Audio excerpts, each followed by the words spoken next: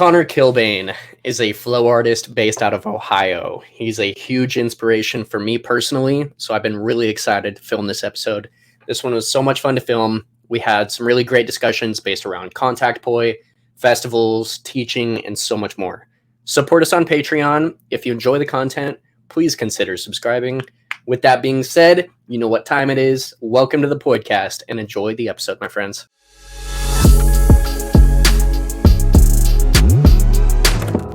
Conor Kilbane, welcome to the podcast, man. How are you?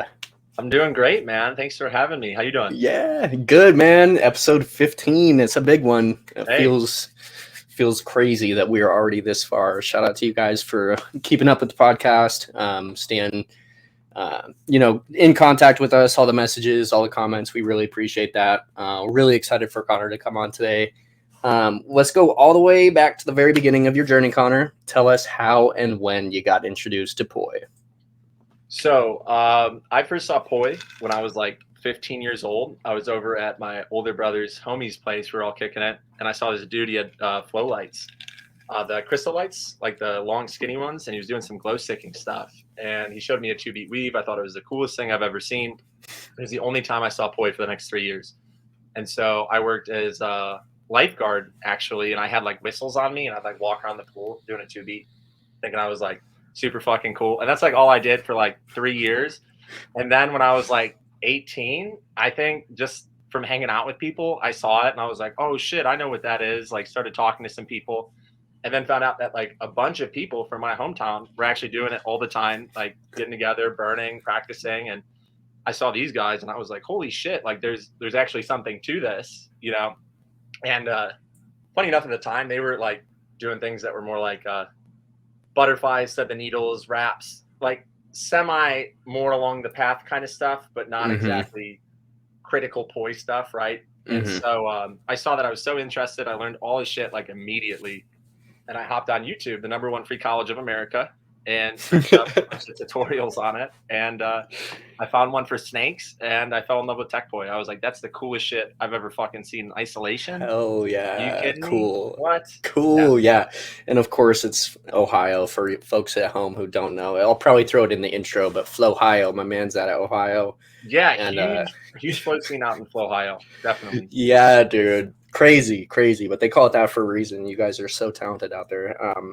I want to say, I mean, what do you think that's attributed to? Probably like the festivals coming through Ohio, right? Oh, definitely. So there is this festival grounds called Nelson's Ledges Quarry Park. It's actually like a super famous venue for certain kinds of music all across the country. And it happens to be like 45 to an hour away from where I grew up. And I was introduced to festivals there. And that's like where I saw it the second time was at NLQP during some crazy concert. And I kind of got exposed to this whole world because like everyone at this music venue had some kind of a prop, whether it was like a whip or staves or anything that lit up, you know? So like I definitely got that grand introduction through that kind of a way. And are you like 27? I'm 27. I'll be 28 on September 3rd. So it's almost Virgo season. Might be Virgo season. Okay. Hell yeah. Cool. So yeah, you've been at it for a long time now. Well, so yeah, that was, I guess like you could technically say if you count the lifeguard years, I've been spinning for like 13 years, but I like to consider it like 10 coming up in January from when I actually started taking it seriously. Yeah, for sure. That makes sense. So when you were getting into like YouTube and looking up tutorials on YouTube, who were some of the likely suspects that that inspired you back in those days? Oh yeah, man. So like I keep records of this shit almost. Like there was such like a change. Like every few months I found someone new I was inspired by. But some of the originals, Nick Woosley, was some of the first stuff that I found. Ironically, he has this video. I'm trying to think what it's called. It's like something like how to expand upon the 2-beat, which I found like very relevant for where I was at. And then so I thought that was cool. I dived into some Nick Woosley stuff. Shortly after that, Drex, definitely a lot of Drex. Pay some homage there. His tech vlog, a lot for me on my journey coming up. And I think absolutely, man, one of the few people that was, instead of, for less of a better term, like flexing online and more educating online. And, totally, man.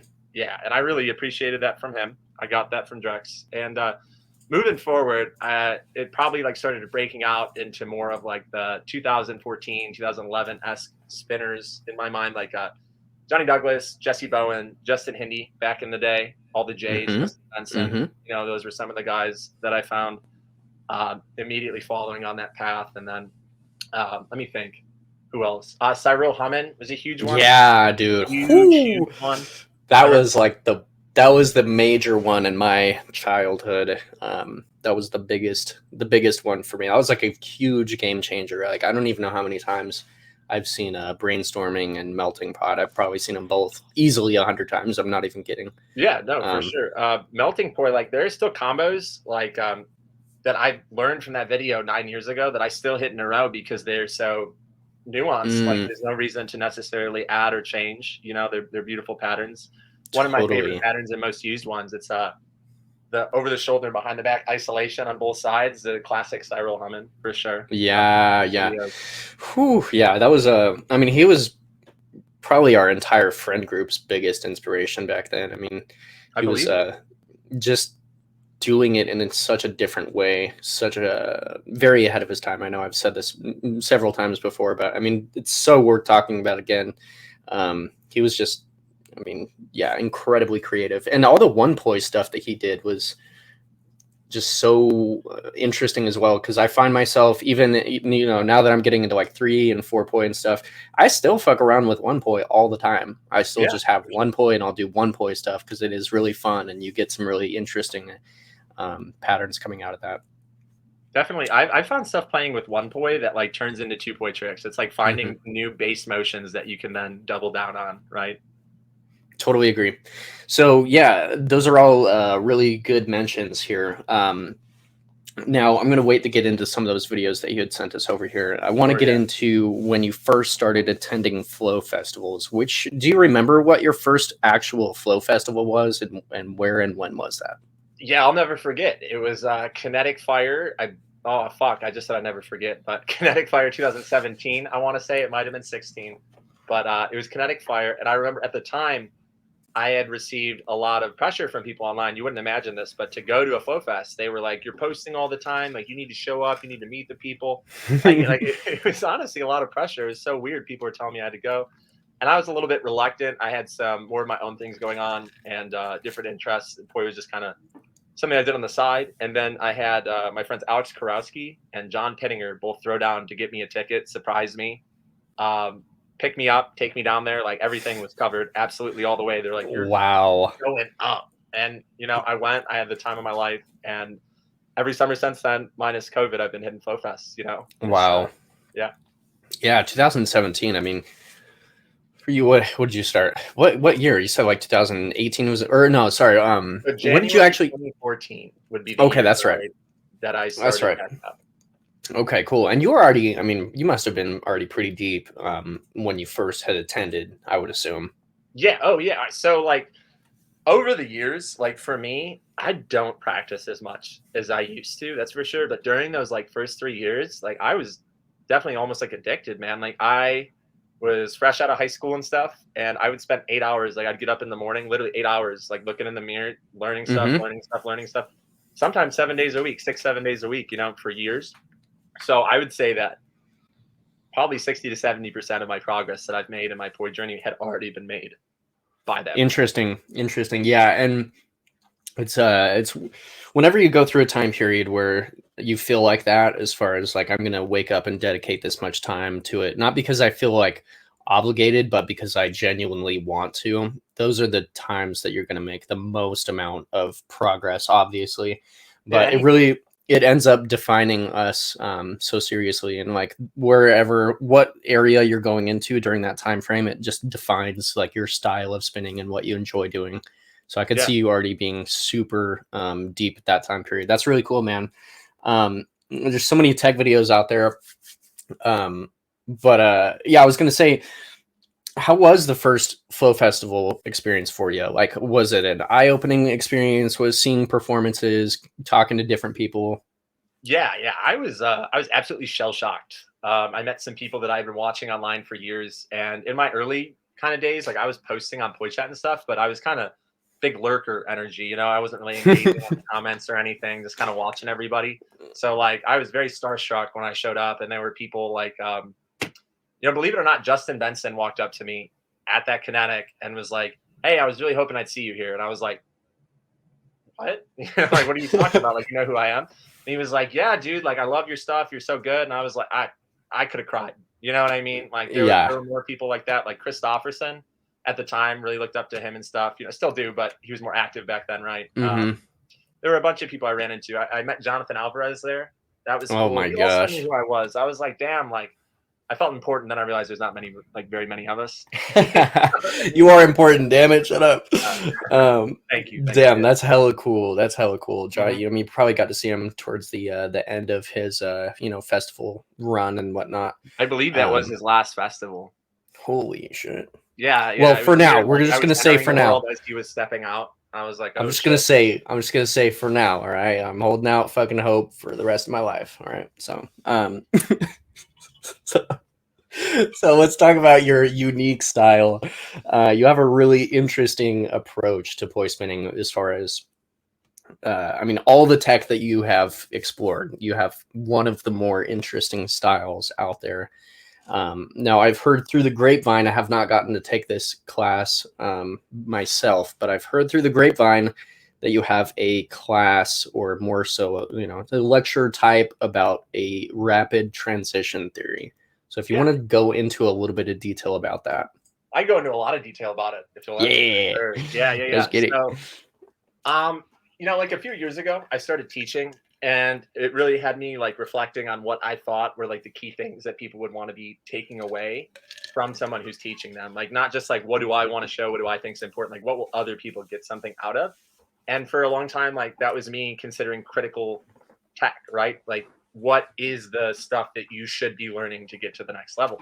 And slowly over time, I would teach people a few moves, and they would learn the moves, and they would do them exactly how I told them to do it. And then they would go back to their regular flow. And it was just like they had that little small snippet of something a little bit more advanced than necessarily they're used to, but there weren't any like wholesome gains being made in the process of like furthering themselves. Right. And so like to me as a teacher, that kind of puts me in a position where can I do a better job to guide? And so I started considering things in a way that was like, what do I get out of poi? Like very basically, right? And so like I get fun, enjoyment, like meditation. That's what I get out of it. And I get practice and discipline out of it as well. And so like, how do I get these things? And the way that I do that is I practice and I learn these new techniques, and I get to share them with other people. And eventually, like, you know, when I'm at the festival or I'm at the concert, I get to have fun spinning them. But for me, the biggest part that I really enjoy is learning the new stuff, and then even more so coming up with it. And I remember that there's this old group Flirtbox, and there was this post, and it was like, what are your goals with poi? And I remember commenting on it back in the day, and I said that one day I really want to be innovative. I want to create my own stuff. And I had only been spinning for like a year or two, and Noel Yee heart reacted to that comment. That meant the world to me at the time, made me feel like validated in that, you know, want. And so I just started like crank the gears on all of that. And I started to realize that like, what you get the most out of is learning and discovery. So how can I aid in the process of boosting one's own ability to discover and learn and critically approach the situation, right? And so one of the ways that I did that is really taking a look at how I do things and my learning process. And one of the things that I like to do to learn is rapid transition theory. And this is me putting it to words after some years of just doing it.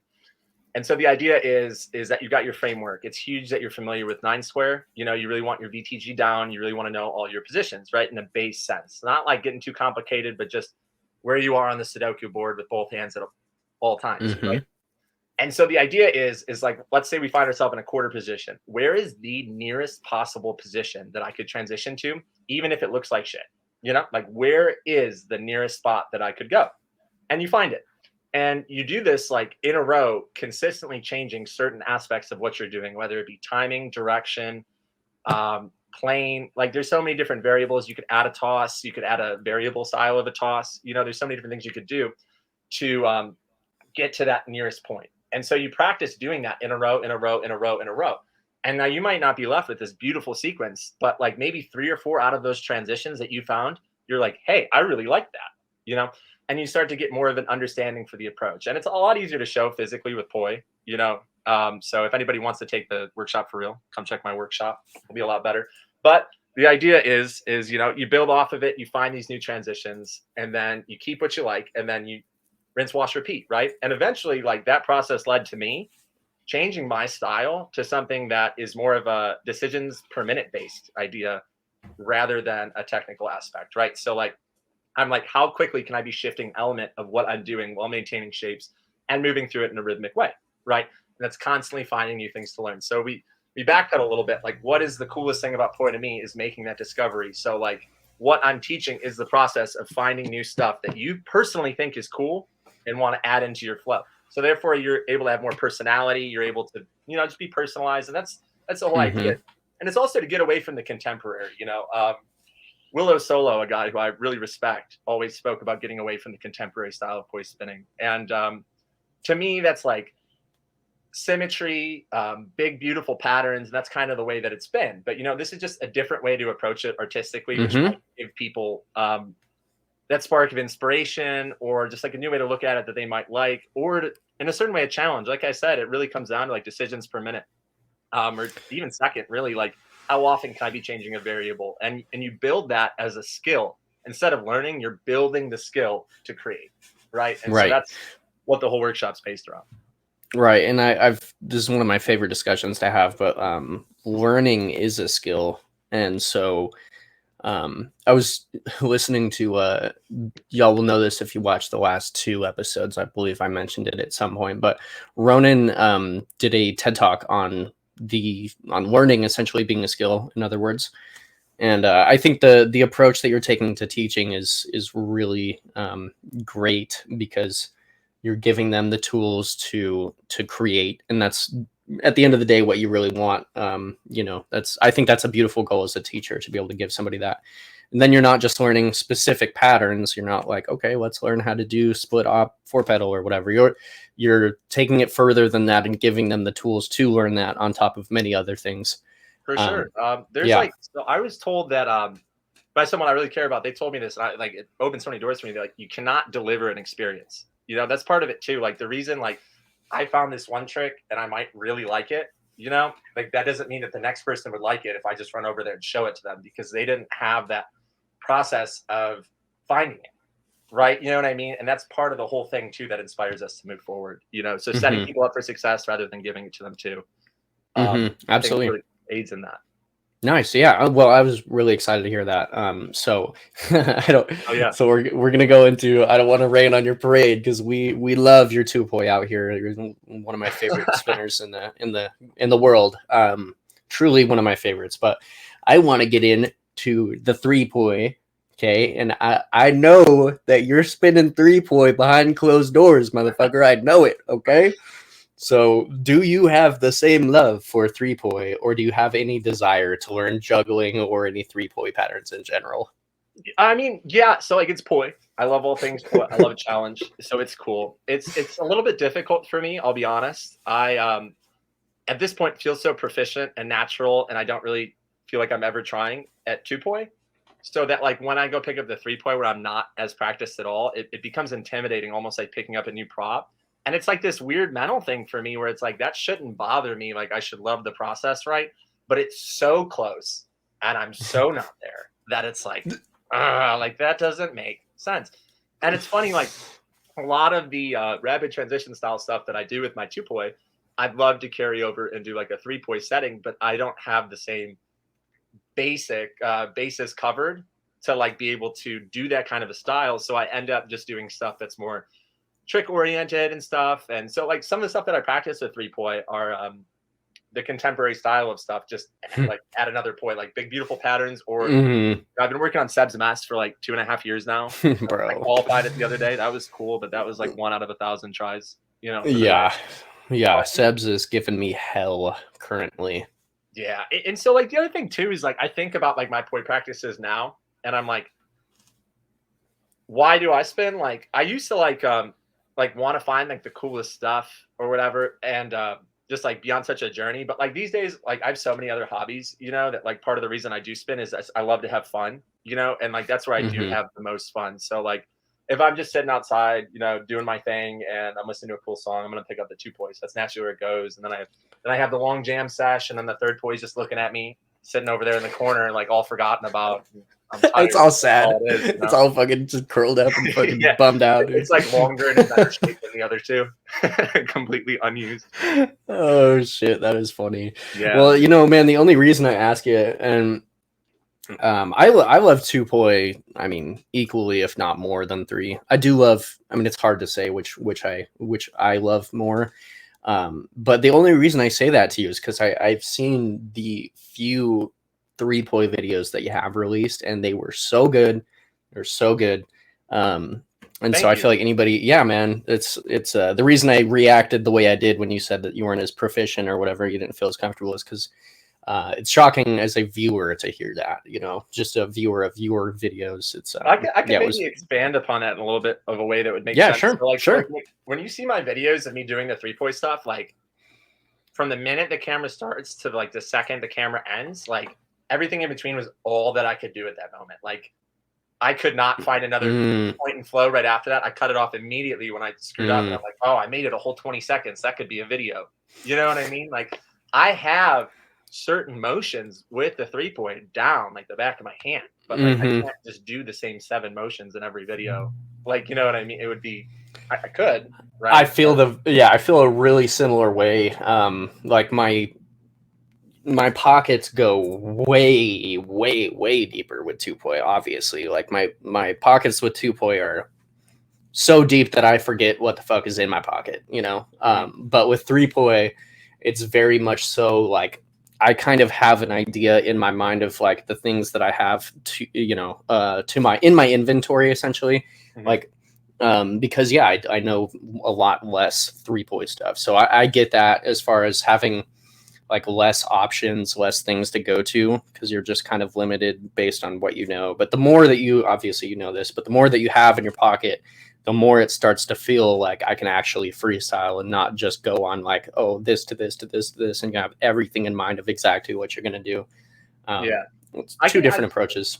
So even sometimes though, like when I'm spinning 3-poi, like I'll catch myself getting in like a what do they call it, flow state? You know what I mean? It's just not as often that I will catch myself doing that as with 2-poi. I feel like with 2-poi, it just like pick them up. It's there. You know what I mean? Like, yeah. I can flow for sure. Like whereas like back when I first started, like that was the goal. Like you can't do that. So that's again what it feels like with the 3-poi. You can get there sometimes, but. Well, I told Drew Overbay, shout out to Drew. I told him that I'd peer pressure you into posting at least one 3-poi video. So you owe us and the viewers at home, if you're watching this, go ahead and pester this man to release a 3-poi video, because he's goddamn insane and we want to see it. Okay, so we'll move on. Yeah, keep annoying me. Maybe it'll happen. Okay, cool. So I want to get into some of the YouTube videos that you had sent over. So Joey's going to pull up. I don't know exactly what he can pull up any of those, but we'll get into some of the videos that you had referenced to watch. So I always love getting videos from folks and seeing exactly, what loves, what they love and what inspires them. Yeah, this some is early glow stringing. Yeah, this is Ryan Dover. So this is like the first like actual really good poi spinner that I ever saw, glow stringer, right?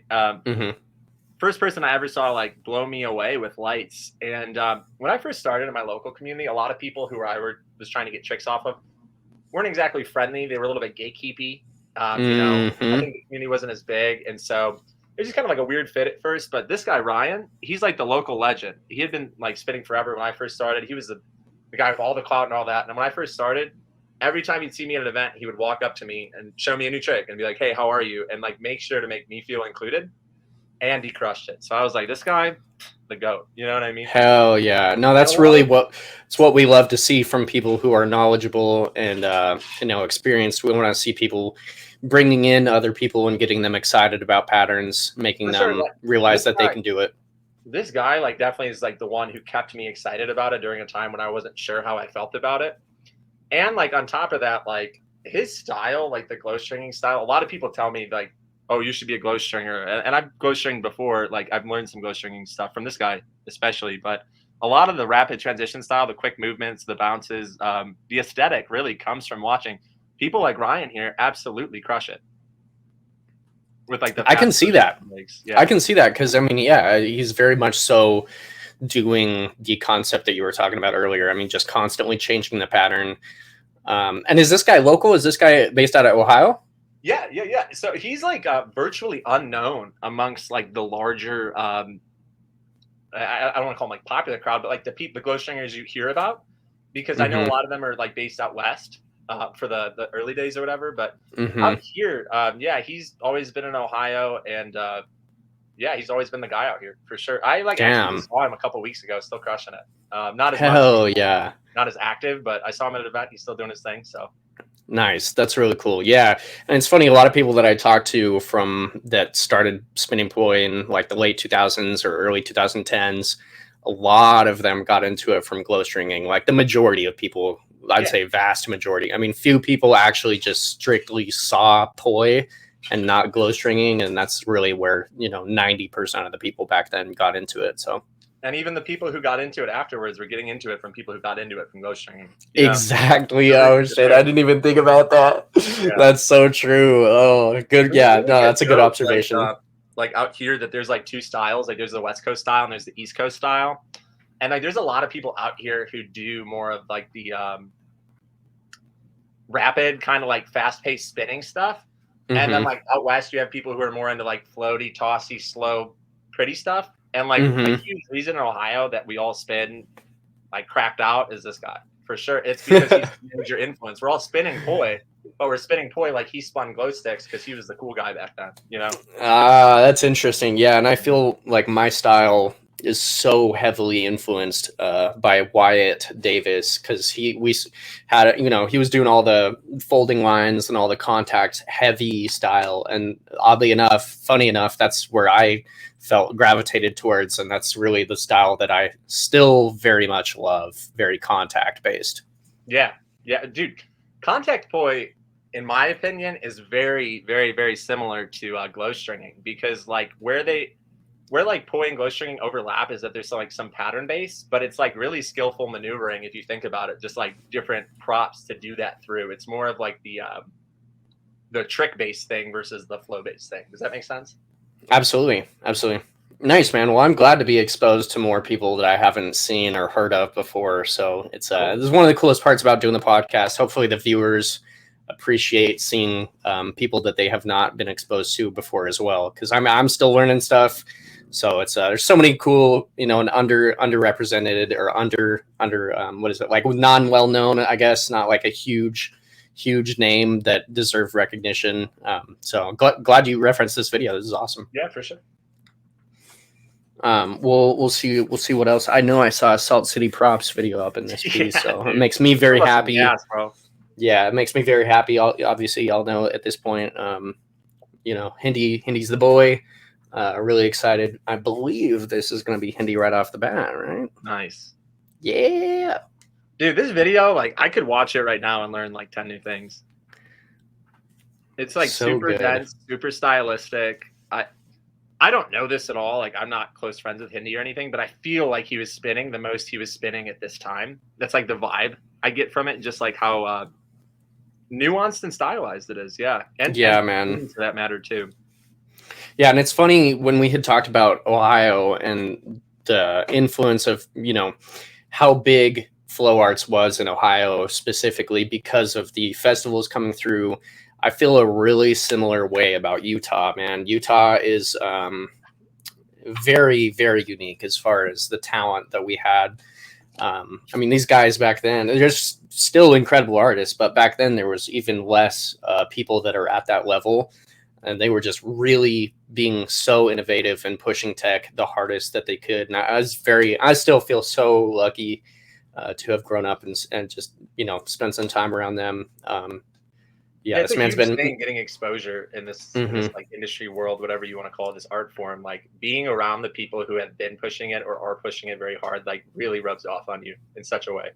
Dude, totally. I mean, this guy's been mentioned so much on the podcast. Hopefully y'all don't get tired of hearing me talk about him because, I mean, he's just, when I think about my early days and when I was learning the most and I was just having my mind blown every week by these guys, like they really did a lot for me. And I mean, I wouldn't be here. You wouldn't even be listening to this podcast if it weren't for this guy. So huge shout out to Handyman. This is an incredibly aesthetic video.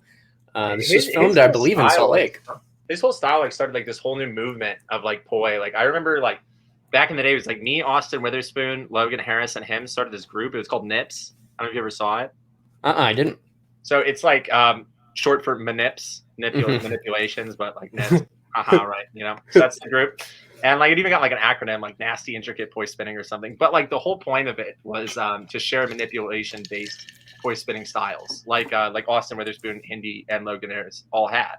And I remember like everyone started like as soon as they started really flexing on everyone like that, everyone started doing right angles everywhere, right angle, trying to hop on the line work, you know? Yeah, it's funny. Well, I remember when all the quarter stuff for the right angle stuff started popping off. To be honest, I wasn't a big fan. Just right off the bat. I was like, what? Yeah, it's just like, cool, bro. We're making shapes at a very slow rate that is like cool. You know, I don't know. I obviously I have a greater appreciation for it, mainly because it's been taken to new levels. But back then on the original ideas, shout out to you guys who pushed that idea because I wouldn't have been the one. I feel like people a lot of like the time said the same thing about negative space. Like when it first came out, they were like, "What is this? Okay, we're just going through a loop," and it's like now it's a huge thing. Like, you know, people base their whole style off negative space.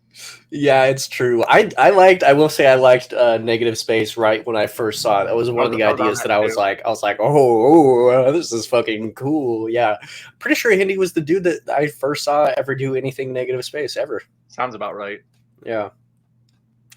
Yeah, I'm pretty sure I know exactly where this was filmed, man. This is awesome. We're going to get a timestamp for what year this was. I'm going to take a guess and say 2015. I think it was 15 or 16.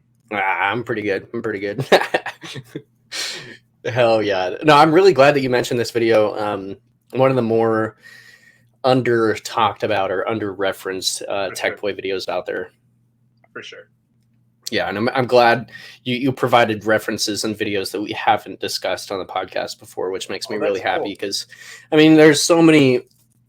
I mean, I want to say so many, but there's like probably 10 to 20 videos that you're going to get the most often, like red pants, right? Like your red pants or your like melting pot or whatever, like the really significant ones. But some of these lesser known videos are really, really special and important as well because they're, you know, obviously influencing us in a greater community. So, man, this is my favorite one that I submitted. Little Secrets by Jesse Bowen.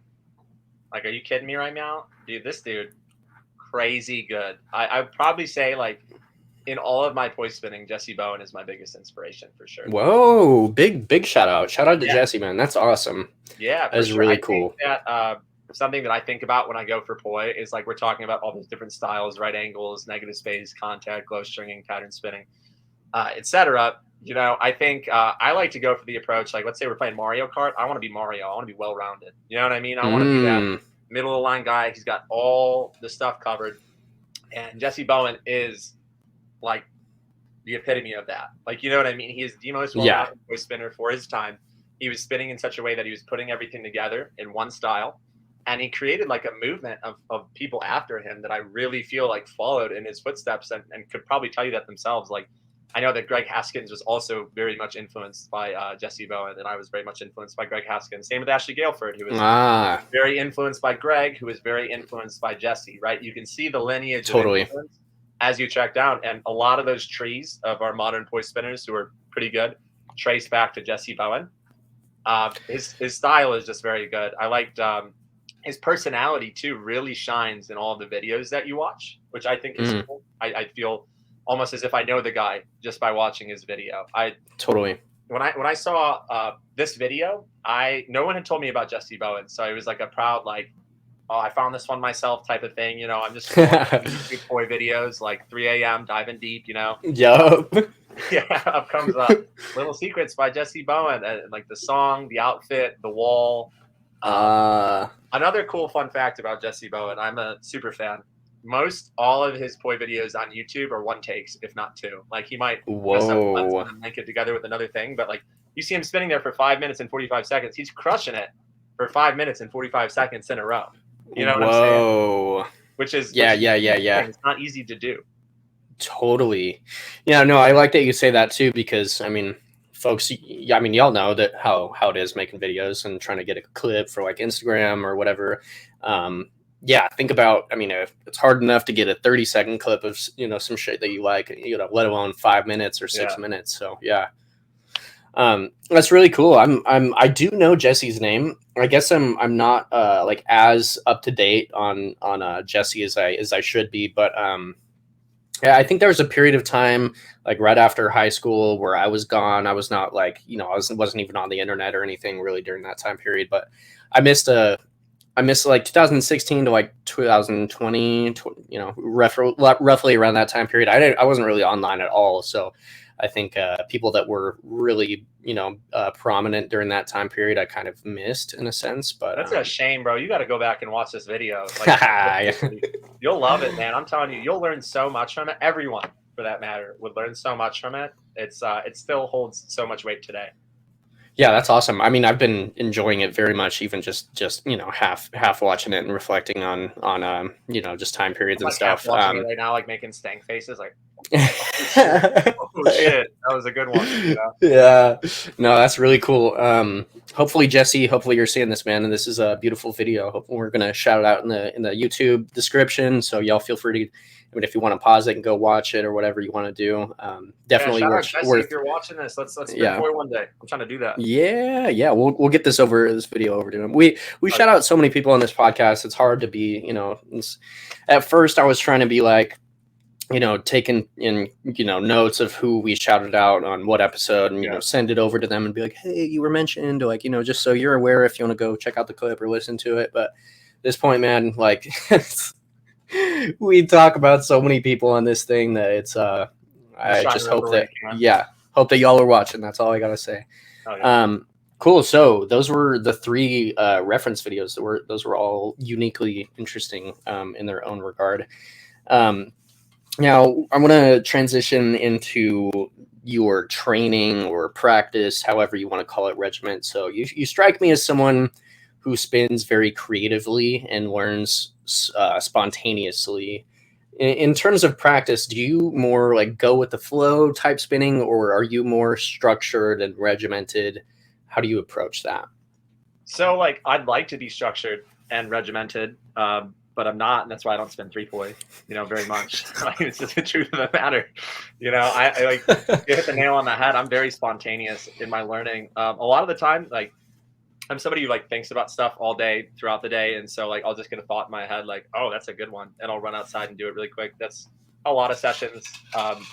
We'll start, you know, for the most part, it's just like, I get an itch or a feeling, and then I end up exploring, and then I'll find something cool. And then I'll go run to somebody like, is this cool? Real quick. And then, you know, get the approval and then go from there. And a lot of the time, like if I'm in a plateau, something I do with like my training. Well, like I said, like I used to train. I definitely used to train more so. I'm just kind of enjoying myself as I go about it now.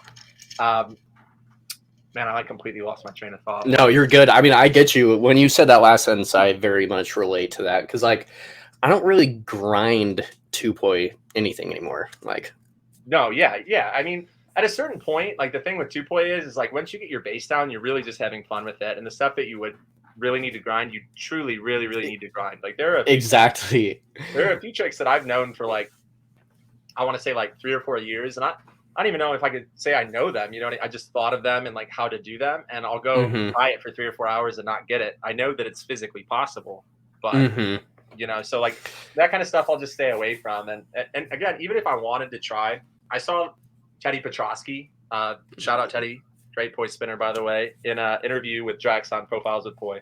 And he said something like, whenever I pick up my poi for the first hour, whenever I'm trying to practice, like I just have to get the urge to spin out of me. And I'm very much the same way. Like, you know, if I want to like pick up my poi, like I might be like, all right, we're getting this down today. But it's like, no, I just end up spinning to music for like an hour just to get the sensation out of me before I'm even able to, you know, really get working. Yeah, well, and I think I mean, for me at least, me personally, I know people have different like warm up regimens, and this is one of my favorite topics to get into because I feel like we're all so different in regards to our approach to spin, practicing, training, whatever you want to call it, our sessions. But yeah, it takes me probably, I mean, I want to say like anywhere from like 30 minutes to an hour, even maybe even more, to like really fully warm up my mind and body. And then that's when I'm really the most creative. So yeah, I think I have for my warm-ups, I really do like to be very just non-structured. Like I'm intentionally not structuring what I'm doing in hopes to discover new things. Because we really have to put ourselves in the creative mindset sometimes to discover and create. I have an awesome thing to say about that if we got a second. Yeah. Getting yourself in the creative mindset. This is just like a funny story, but it's so true. Like you were saying, you want to be loose so that you can find new things and be creative, innovative, etc. Nick Woosley, I was watching him talk, and he said something about the people who are going to be discovering the new things in poi are going to be the people who just started, because their opinion and taste are not tainted already by things that they spin, right? Or by people they think they should be spinning like. So there's like kind of this organic element to it when you're just starting, in a way where you're not set back by what you know. And I put this to the test one time. I looked at my older brother, Terry, and like Terry doesn't spin poi, but like I'll make him do it sometimes. Like I'll be like, he knows to thread the needle. He knows a butterfly cross between them. That's about it, but he's here for it. And I went up to him one day. It was a few summers ago. I want to say like 2017, probably something like that. I was like, man, I just want to do something crazy. Like think of something crazy. And he's like, what if you like threw it on the ground and picked it up with the other one? And I was like, that sounds lit, dude. And I did it. It was sick. And I posted it, got like 1,000 likes in Poi chat. I felt like the man. So, Yo, if you're ever trying to get the creative juices flowing, just go ask a noob, a muggle. No, that's so cool. Yeah, that's so cool. Yeah, I mean, Joey is very similar to that. I gave him the building blocks and kind of started to give him things that I like. And just kind of was, said, here you go. Like, here are the things. Here are the, the stepping stones and all that stuff. And then, seeing him create his own stuff, it's like a fucking separate version of me out here. But yeah, it's like cool to see what people will gravitate towards. Like Joey gravitated towards contact poi. Like, I'm not trying to out Joey or anything, but he doesn't even know a whole lot of flowers. He just immediately goes to contact, So that's like not a thing anymore. People like don't learn the flowers. Like some of like the best contact spinners that I've seen, like out of the festival circuit, like they're like, "What's an anti-spin? Never heard of it." Yes, man. Y'all should have seen the stank face Joey turned around and delivered me, bro. All right, he knows some flowers, guys. He does. He does know some flowers, but he's, he likes contact poi, and there's nothing wrong with that. But yeah, I mean, stylistically, like going back to the early days, like contact poi was very, very niche. It's less so nowadays, obviously, but flowers was like the thing. Like if you didn't know how to do flowers, I was like, oh. I think what a lot of people don't realize is that like for the spinners who were around during the pattern days, is that like there is a slow integration of contact into the pattern style, and that's what a lot of people who have been doing it for some years now are doing. Like they're not like mainly focused on the manipulations, but how the manipulations fit into their pattern spinning to create kind of a hybrid style. And so you can really tell when someone started spinning basically just on their choice of how they choose to approach it. Totally, dude. Totally. Yeah. I mean, just as far as the newer folks, on that topic, being, more creative and stuff, you're very right as far as like their mind hasn't been tainted about a specific way that you should be doing or a specific approach. It's one of the cooler things about the internet right now is definitely just the spread of information. I think that's obviously very beneficial for the poi community as far as whatever hobby you're trying to get into. We can really share information a lot quicker, obviously. So it's cool. It's very cool to see newer folks rise up and all the weird shit that they're creating right now. It's very inspiring, very cool. Oh yeah. Okay, so we'll go ahead and move on. I do want to talk to you about the sponsorship that we both have, that you have in particular. You were actually the first sponsor on Funfire. Yes. So tell me, how did that come about, and when did that happen? How was that experience for you? Yeah. I love to talk about this because it's one of the coolest things ever. To start, like Britt and Cal, shout out Britt and Cal. Awesome human beings. Like me and Britt talk every day. She's one of, if not my best friends. She knows a ton about me. So shout out. Got to give the shout out. I got with them maybe, I want to say like 6 or 7 years ago.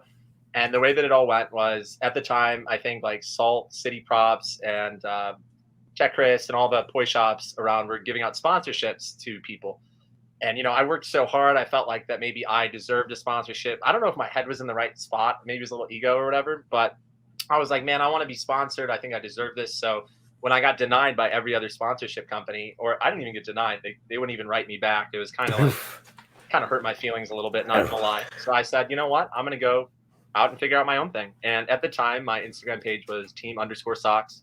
It's all about sock poi. I didn't want to spend anything else but them. Like, I kind of felt it annoying that people always wanted me to pay money for contact poi, etc. I was kind of not into the idea. But, you know, at this time I was willing to come around to it, and I looked up flow shops online. I found Britt and Kel. I checked out their page a little bit. Everything checked up. And I shot him a message, and I was like, hey, listen, I know you guys don't do this, but I really hope if you guys just give me a shot, I will completely like endorse your product if I like it, of course. Like, let me check out some contact poi, and if I like it, I'm more than happy to endorse the product for you guys moving forward and see if that creates a good relationship. And them, who had never done it at all, the shop was much smaller back then, not what it is today, gave me a shot. I was very appreciative of that. And they sent me a pair of poi. I obviously love them. I'm a contact poi spinner now. You know, I had a great time with them. I posted a video, and it was received very well. So I worked out on both ends of that deal, and we started to have that conversation a bit more. I started touring for the Flow Fest and all that. And I met some people along the way. Like, some of the first sponsors were Austin Witherspoon and Logan Harris, and we got them on board. And it just kind of started like a movement, man. It was so cool. Before I knew it, like, we sponsor now like 85 to 90 people all over the world. It's crazy. Providing opportunities for travel, festival tickets, new props, like just really trying to like push the art forward. Like, when originally it was just supposed to be like a small endorsement deal, it's like grown into this whole program, like giving back to the community. Like, we have a tutorial program that we do where members can make tutorials, be compensated for it. We post on the page so the community can learn from them, all sorts of stuff like that. We have the sponsorship deal where people can get opportunities to travel and meet other artists and collab with them. It's super cool what it's turned into as a whole over the years. And I never would have expected it at all. You know, it's been such a journey, and I wouldn't change anything about how things have gone with Fall on Fire. It's super cool. And it's really cool. That's really cool, man. I mean, seriously, I mean, even as someone, you know, like myself, I mean, I gotta thank you personally for, you know, having the will and the drive, and, you know, some little, you know, ego thrown in there, because we all got it a little bit, you know.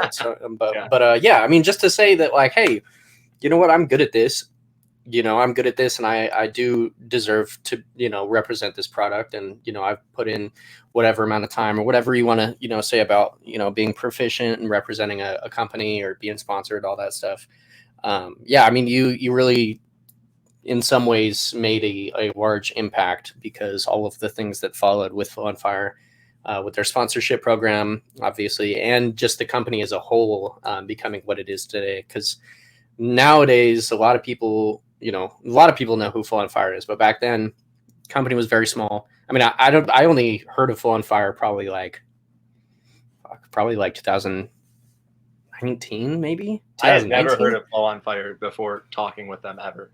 Yeah, I mean, yeah. So back then, it was just you know, it was just Things on Strings, and, you know, a couple other prop companies. But yeah, I mean, Flow on Fire was not a name that was being tossed around ever. No, and I mean, now we're probably the #1 reseller of worldwide. Yeah, you know? I was just about to say. I mean, you know, we don't even have to get into all the whole prop fucking company bullshit. But I'm gonna refrain from speaking on that. But yeah, I mean, Flow on Fire has filled a void. I will say they filled a void, because back then, like, I think it was like 2019, 2020, I was unsatisfied. I was dissatisfied with the product and the services that I had been rendered. Okay. And so I started looking around, and I saw Flow on Fire, and I was like, all right, let's give them a shot. And they got some, you know, cool artists under their belt, and they got a lot of people were spinning their stuff. So got Flow on Fire. It's about a pair of contact poi. And I never went to anybody else again, because they came with my correct specs, and they came with the correct things that I wanted, and they were even the right colors. I gotta be honest, I felt so lucky when I like got to deal with Flow on Fire. I was like, oh, and they make the best props, and they have the best customer service. Like, that completely worked out. You know? Yeah. There's a very lucky best decision. Totally. But yeah, it was just having a prop company that was professional is what I'm trying to say. I'm not trying to shit on anybody else, but there was not a lot of professionalism back in the day. Okay, so anybody that's just has barely started ordering props, you're very lucky, that they're reputable companies that actually deliver a quality product on the time that you need them to be delivered upon. Somewhat of a new thing for sure. So yeah, that's really cool. Shout out to ᴄᴏᴜᴏᴅᴇ. Thank you very much for doing all the work that you guys have put in. Just so many of the topics that we had touched on. Very much appreciate that. I do want to move on to the next topic. I want to ask you about performing and teaching at festivals. I'm going to make you choose one. I know it's going to be a little uncomfortable, but do you like performing or do you like teaching a little bit more at festivals? I hate performing. No way, really? I hate it. Yeah, I mean, like I'll do it. You know what I mean? Like, I like making videos. I like spinning for my friends. I like when we're all in a circle and someone's like, "Go do it," and then the next person does it. Like, I like doing that, But the whole getting in costume, getting on stage, like it just really isn't my thing.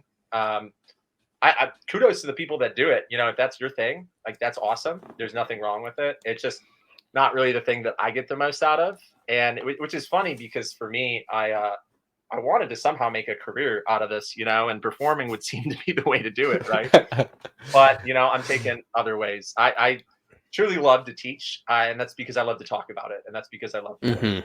I'm always down to have the conversation with anybody of any skill level.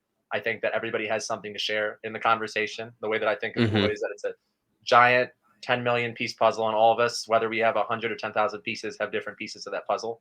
I like that. Yeah, for sure. And so I like to just, have those conversations with people much more than I like to flex per se, and that's how it is, but it's like the best word. I get you.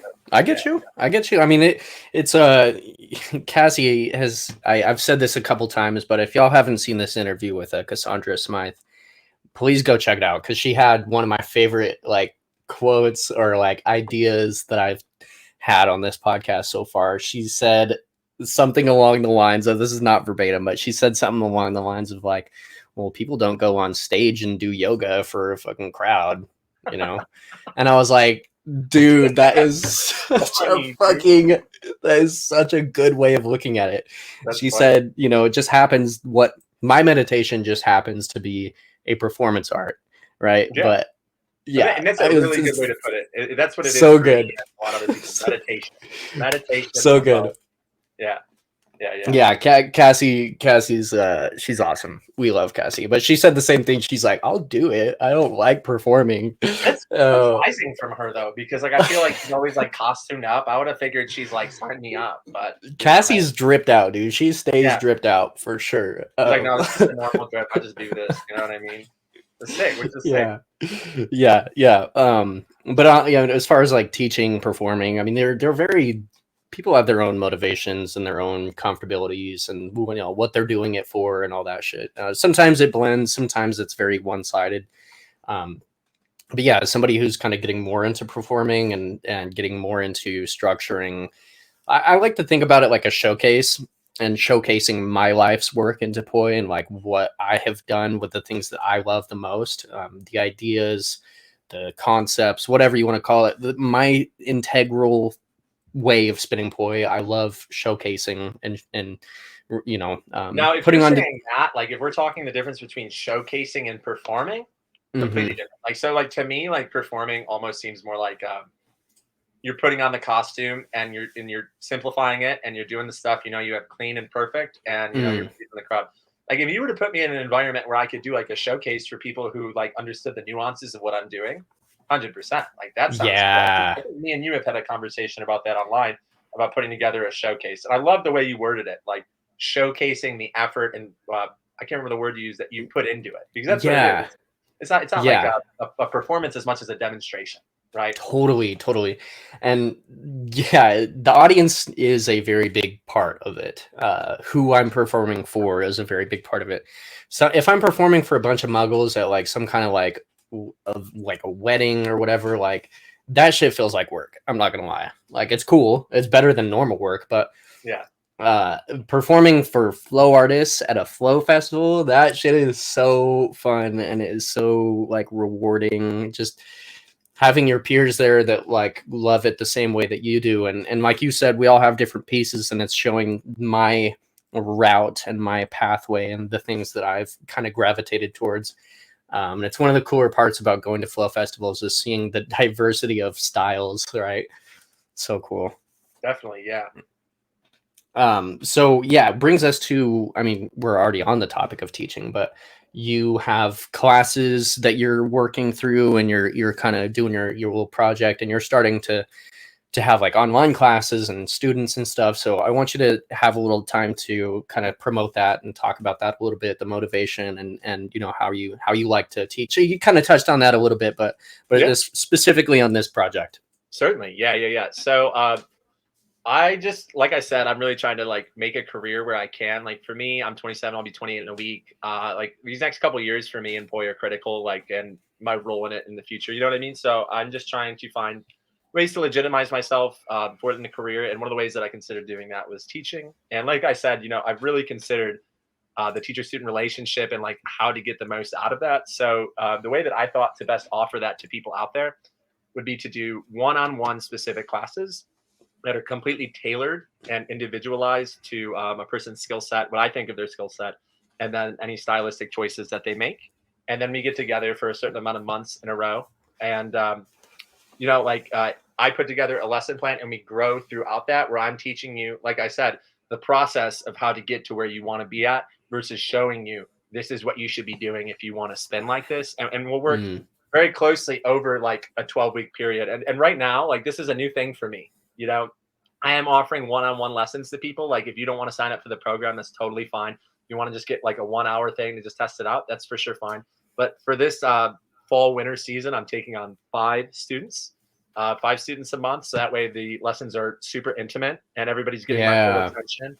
And this is so that I can refine my teaching process as I move forward, learn how to best communicate over video, figure out scheduling, figure out how much time it takes me to create the lesson plan and everything. So yeah, like, so these first 5 students are going to be somewhat of a tester, you know what I mean? But we're going to get through it together, and I think they're going to get the bang for their buck either way. Dude. And we still do have a couple slots open. If anybody is interested, just hit me up on Instagram. My Instagram tag is Intricate Strings. You can find me on Facebook, Conor Kilbane. I also have a teaching Instagram. It's called Intricate_Lessons. Oh, okay. Yeah. Okay. Yeah. All right. Get me on that, bro.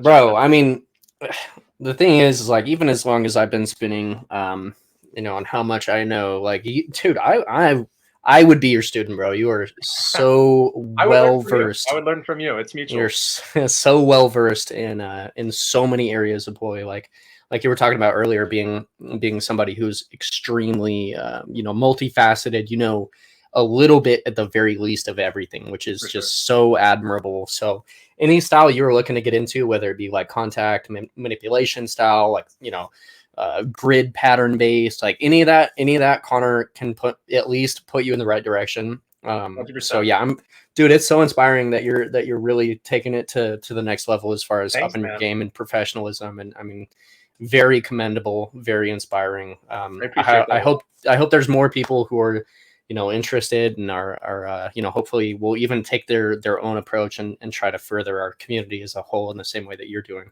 I encourage everybody who I think that we work as a collective artistically. I think that the more people who are going out there and putting work out there, the more people who are going to end up putting work out there. So for anybody who's highly skilled, put a good 10 years into it. I highly recommend. Don't quote my number, but put a good amount of time. Yeah. I think that you should take up teaching lessons, right? I think that that would be a huge thing for the community moving forward. Absolutely, man. Yeah, it's so funny. I mean, 10 years looks so different on everybody, but yeah, for sure. But yeah, it's like anybody that has just really gotten that time period where they were grinding like crazy, like the time that we had discussed earlier. You find these weird little personalized specific things that you do and that you discovered. Like I still have these things that I do that I'll revert back to that I learned like 10 years ago, but it's just such a cool concept that I've branched off of from that specific thing so far. But yeah, I'm excited to see your classes, do well and see you, hopefully just take on more students and get more comfortable as a teacher. I'm wishing you the best of luck, sir. Thank you. Yeah, and so we really only have a few things left that I super want to cover. One of them is going to be your specs and preferences on poi dimensions. So how do these preferences, first of all, what are they? And then how do they affect your style? Yeah, for sure. So I had no idea what I was doing. I just like asked Britt. I was like, what do you think? We did some trial and error throughout the years until I finally discovered that I really like VPC is probably my favorite. Static, a close second. When they started releasing VPC, it was a changed game. Like I don't know if anybody like remembers spinning contact poi before that. Like when you just had like this like super thin millimeter tethers. Like it was near impossible. It wasn't even fun, frankly. But shout out to Surreal, dude. Shout out to Surreal. How the fuck did you spin with dental floss, my guy? yeah. For that matter, that doesn't even make sense at all. Even more of a goat, right? But yeah. That 11 millimeter, I think is what it is. VPC is my absolute favorite. I usually like rocking it somewhere around 25.5 to 26.5. Really, it's more like 24.5, but people don't like to hear that. They like the longer poi stuff. It's just like really good for me. There's like a lot of reaction and stiffness from that tether at that length. I like using 100 millimeter contact head. If they made 110s, I would spin them. Just because, me too. I said that, and people have called me crazy, and I'm like, no, actually, like it just makes the contact so reliable that you can like really take it to the next level. Which I think VPC in the progression of things led to contact poi becoming so much deeper as a concept by taking away so much of the difficulty of it. We could explore new ideas in it, Yeah, well, I mean, they're way more reliable. You can count on the tether and the handle being in the same place every time and not being affected by the tiniest little movement. And then the handle is just flopping way over the. It's like, how are you consistent with that? Josh Lewis has a really good analogy for it, and we talk about like people with light handles. Sorry, Pat, but who have this effect where you got where you gotta do a folding line and like baby it the whole way down. Your arm's shaking as you like watch it rolling down because it's so freaking slow. You can't rely on it. Yeah. Hey, bro, you don't even rely on that handle landing there in the fold, and the heavy handles is everything for that. Bro, we've never even met in person. How do you know my handles are light, bro? Bro, I've heard some things about you, Pat. Oh, really? Oh, really? You heard about them talking shit about my poi at Kindle, huh? All right. No, I'm sure your poi are fine. Everybody. Yeah, they are. They like, it's just some people's are better, right? Oh shit! Heavy handle dude, I fucking hate heavy handles. It's funny the way that whole thing happened. I used to prefer heavy handles as well. But how this happened, I had ordered a poi from Thou Who Shall Remain Unnamed. I had ordered a set of poi. I had specified that I wanted like 2 washers or whatever. It was like 2 washers on top of the weighted of the actual weight of the handle, and they came with no washers. And I was like, "What the fuck, man?" I was like, "These handles they're a little cloud. Like, there's nothing here. How do you do a fishy with these? Like, it's bullshit, And in the time that it took said person to send me 3 plus or 2 washers or whatever, by that time I had already gotten used to the light handles, and as salty as I was about the washers not already just being in there, when they came, I actually never put them on because I had realized in my mind, or I had developed a preference of like, well, I don't want the poi head to be so affected so greatly about where the handle is. I want the roll to be smooth the whole way. I want it to roll at the same speed. And even tosses, like when I'm tossing, I don't want the poi head to be so affected by where the handle is at. I want it to be a more like smooth thing. But that's just the way that I kind of have been approaching preference. A lot of people, like very famous contact spinners, like Justin Benson, who also swears by the no weight in the handle, which makes it aesthetically the closest to actual contact juggling. Yeah. He has some credibility behind him with that remark. Sorry, JB, it's like the one time I disagree.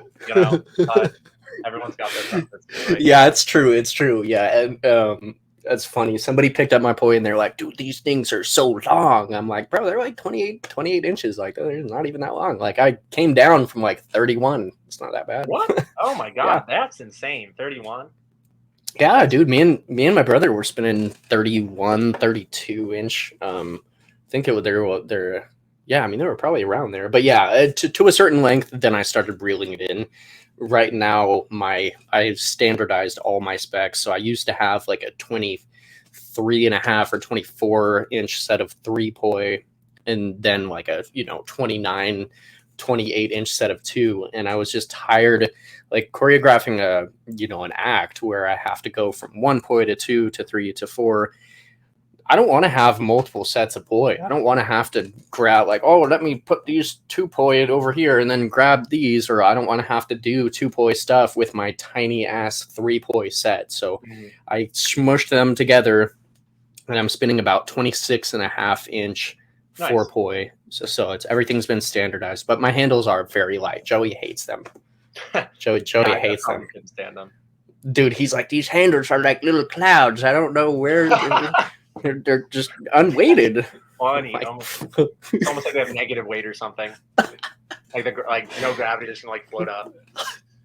I was just barely making fun of Joey for how short his poi are. Sorry, Joey. They're not that short. They're really not. Sorry, they're really not that short. It's not about the length of the poi, but how you use them. You know? Fact. Joey's popping off. All right.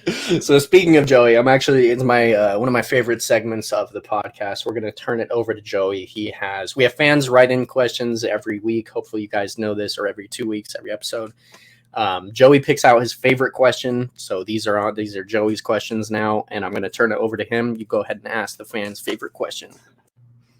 All right. Hopefully I switched over to the right mic. How's it going, Connor? Good. How are you? Good. Yeah, he was ragging on me for my poi earlier, so I'm glad it came back to him. Yeah. So today's question comes from Alexander Nikishin, aka Zesty Flamingo on Instagram. My boy. He asked, "What about the future of poi has you most excited?" What about the future of poi has me most excited? That's a tough question, because I feel like at this point in time, like the future of poi is kind of like up in the air. I'm really unsure if it's going to hit a second wind to the way that it did in the 2011 to 2014, which and it continued from there and then kind of dropped off during COVID and everything. Not that I was around, but from what I hear of, I'm not really sure if it's going to continue to rise again. If I were to be excited about anything, it would be higher participation in FlowFests.